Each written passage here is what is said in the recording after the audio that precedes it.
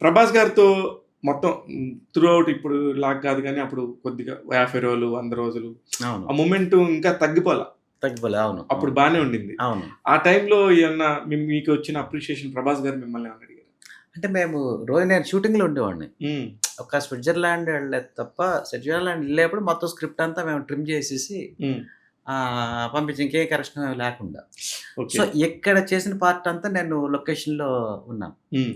So, ప్రతి డైలాగ్‌కి చెప్పాడు. ఈ డైలాగ్ బావుంది. ఈ డైలాగ్ బావుందని. అని బాగా నచ్చితే క్లోజ్‌గా అంతే అంతే చిన్న వెంటనే పిల్లాడిలాగానే. వెంటనే చెప్తారు. హ్మ్. సో, ఇక్కడ మేము ఒక రైటర్‌గా చూసేవాళ్ళు తప్ప ఇక్కడ ఒక రైటర్‌గా చూసేవాళ్ళు సరదాగా మాట్లాడేవాళ్ళు. బట్ రెబెల్‌కైతే ఇంకా క్లోజ్‌గా అప్పుడు ఈ రిఫరెన్స్‌లు అప్పుడు పెట్టి మాట్లాడేవాళ్ళం అప్పట్లో. హ్మ్. బట్ ప్రతి డైలాగ్‌కి నెక్స్ట్ దమ్ అంటే అదొక డైలాగ్ ఒకటుంటదది. హ్మ్. హ్మ్. దమ్ అంటే ప్రదర్శించేది కాదు.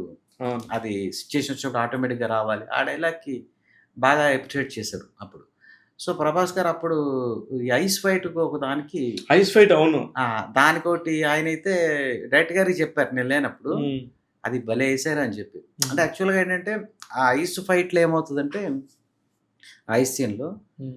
ఆహ్, హీరోకి అపోజిట్ ఒక అబ్బాయి వస్తాడు. రిషి అని ఒకతను మూవీలో. హ్మ్. సో, అతను ఐస్ కొడతాడు. పగలగొడతాడు. పగలగొట్టి ఇప్పుడు ప్రభాస్‌ని రమ్మని కొట్టమంటే తను కొట్టడు. ఆ సీన్‌లో ఆ! డైరెక్ట్‌గా డిజైన్ ఆ! చేస్తారు. సో, అందరేమో మన డైరెక్షన్ డిపార్ట్‌మెంట్ ఈళ్ళంటారు, "ప్రభాస్ 'ఛత్రపతి' లాంటి సినిమాలు చేసేసాడు కదా! హ్మ్.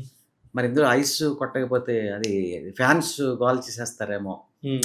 ఇలా డైరెక్టర్ గారితో అనేవాళ్ళు అందరూ. అక్కడ ఒక 4 రోజులు దాని మీద డిస్కషన్ జరిగింది. కో రైటర్ చలసాని గారు వీళ్ళందరూ. హ్మ్. హ్మ్.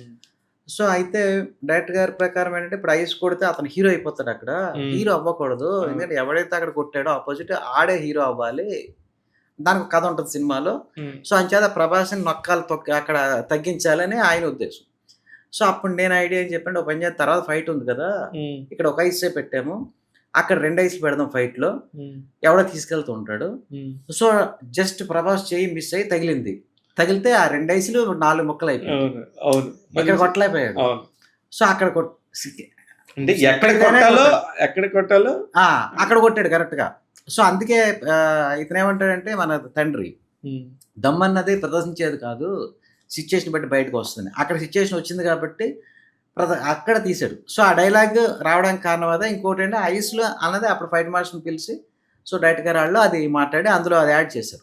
ఇప్పుడు ఈ థియేటర్‌లో చూసినప్పుడు అసలు అక్కడ మామూలు రెస్పాన్స్ కాదు. 2 ఆ! ఐస్‌లు కొడితే ఈ రియాక్షన్స్.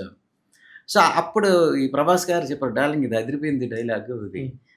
ఐస్ సీన్ చాలా బావుందిది" హ్మ్. అని ఇంక అందరూ సాటిస్ఫై అయ్యారు.